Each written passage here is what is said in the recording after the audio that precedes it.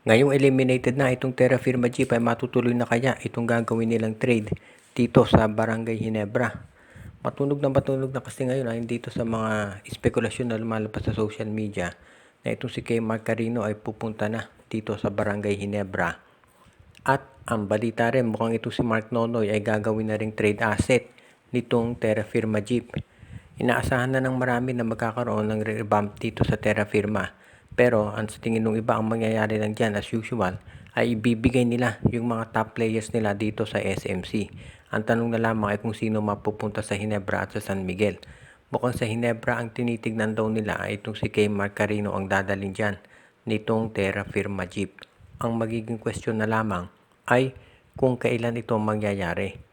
Dahil sa ngayon, itong Barangay Ginebra, syempre sa kalagitnaan ng playoff run nila, hindi pa yan kagad magte-trade. Pero kung sakasakaling na mapunta dyan, itong si Kay Marcarino, malaking bagay yan para sa Ginebra. Alam natin na i-evaluate pa ng Ginebra yung magiging laro ni Isaac Go pagkagaling niya dito sa kanyang injury. At sa totoo lang naman kahit nung hindi pa injury itong si Isaac Go, parang hindi siya masyadong fit dito sa Ginebra dahil ang laro ni Isaac Go ay sa perimeter siya. At yan ngayon ay napupunuan na nitong si Troy Rosario at ni Jamie Malonzo na nagbalik. So malamang itong si Isaac Go ay mas babagay na maglaro sa ibang koponan kung saan kailangan nila ng big man na may perimeter scoring. Samantala naman, itong si Kay Marcarino, yan ang pwedeng maging backup center ni Japet Aguilar. Dahil ito si Carino, ang natural position niya talaga dito sa loob noong paint. So, ibig sabihin, doon siya talaga komportable at shot blocker nga yan. Kaya sa tingin ko mas babagay nga kung i-trade itong si Kay Marcarino dito sa Barangay Ginebra.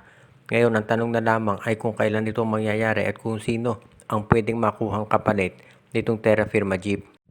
Isa sa uli na nga ba ng San Miguel Beer itong si Mawala Tautuwa dito sa Northport Batang Pier.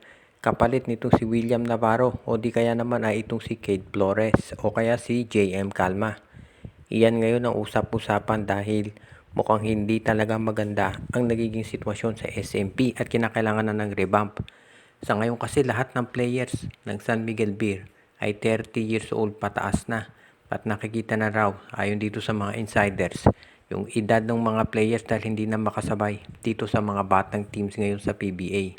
At sabi nga nila, yan ang dahilan kung bakit magkakaroon ng revamp at ang unang tatanggalin si Moana Tautua.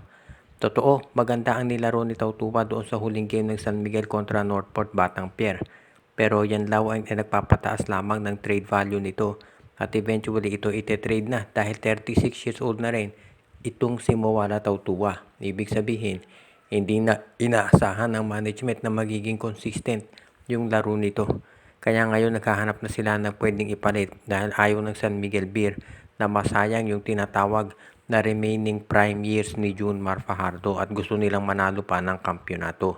Kaya sa ngayon, handa na raw na magkaroon ng matinding revamp itong San Miguel Beer. Kaya abangan na lang natin. Itong si Tautuwa kapag yan ay na-trade dito sa Northport Batang Pier. Okay rin naman ang magiging laro niyan pero sigurado na itong San Miguel ang kukunin naman itong si William Navarro o kaya itong si Cade Flores. Dahil syempre ang San Miguel ang gusto ngayon makuha ay yung mga mas batang player. Kaya tignan natin kung magkakaroon ng mas magandang sabihin nating resulta para sa SMP itong pag-trade nila kay Moana Tautua.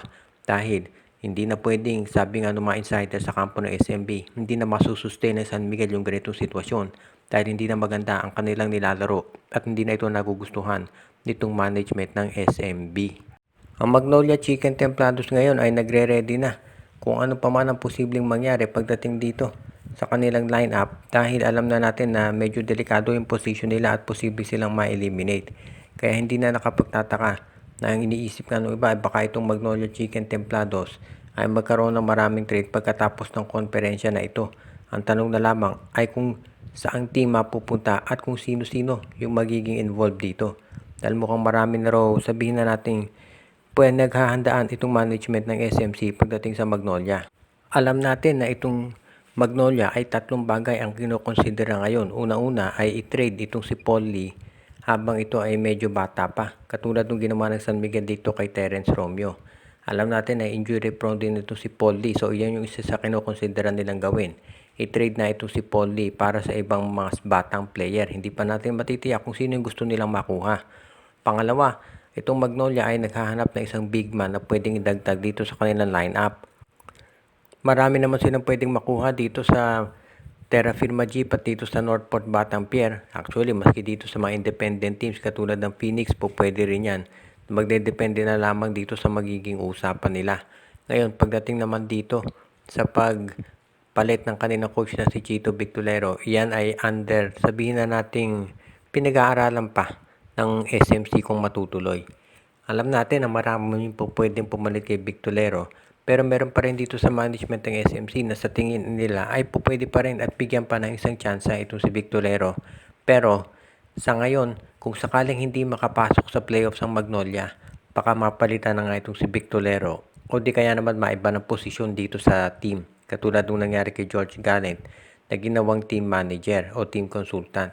So yan ngayon ang aabangan natin dito sa magiging sitwasyon sa Magnolia.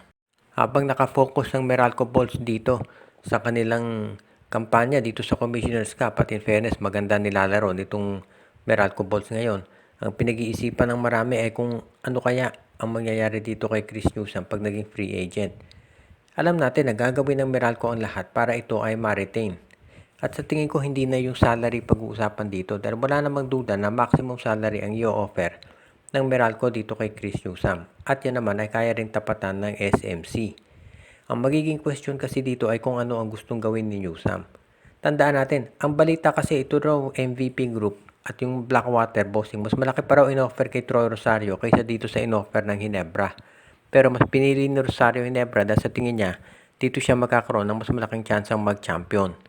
At sa tingin ko yan ang magiging desisyon dito ni Chris Newsom. Kapag ang Meralco nalaglag na naman ang maaga dito sa Commissioner's Cup at siya naging unrestricted free agent, baka ito lumipat na nga dyan sa Barangay Ginebra. Kaya sa tingin ko yan yung posibleng mangyari dito na gawin nitong Gene King sa ngayon. Kaya sa tingin ko yan ang pag-aaralang mabuti nitong lineup ng Meralco Bulls kung paano nila makukumbinse ito si Chris Newsom na manatili sa kanila. Hindi na yung salary ang problema dito, kung hindi, kinakailangan mag-isip ng paraan ng Meralco para masiguro na itong si Newsom may engganyo na manatili pa rin. At sa tingin ko magkukumbinsi lang dyan kay Newsom ay kung mananalo sila ng kampyonato ulit. Medyo mabigat yan dahil alam natin mahigpit ang kompetisyon dito sa Commissioner's Cup. Pero kung yan ay magawa ng Meralco, baka magdesisyon na si Newsom na manatili na lang dito.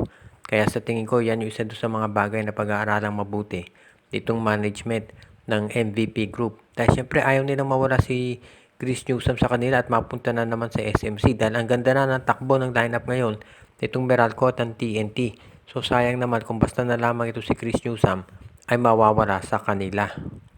Shoutout kay Anthony Alon family. Pinabati din natin si Edwin Carmona Jr., Ireneo Salangsang, si Michael D., Joshua Giray, Espejo Rosales at Espejo family. Binabati din natin si Enju, si Dexter Domer, pati na rin si Katsakino Dukusin, Malyari Mascarinas, si Dalmacio de Guzman, at binabati din natin si Jonel Alagon at si Lino Valles family at si Joseph Pineda.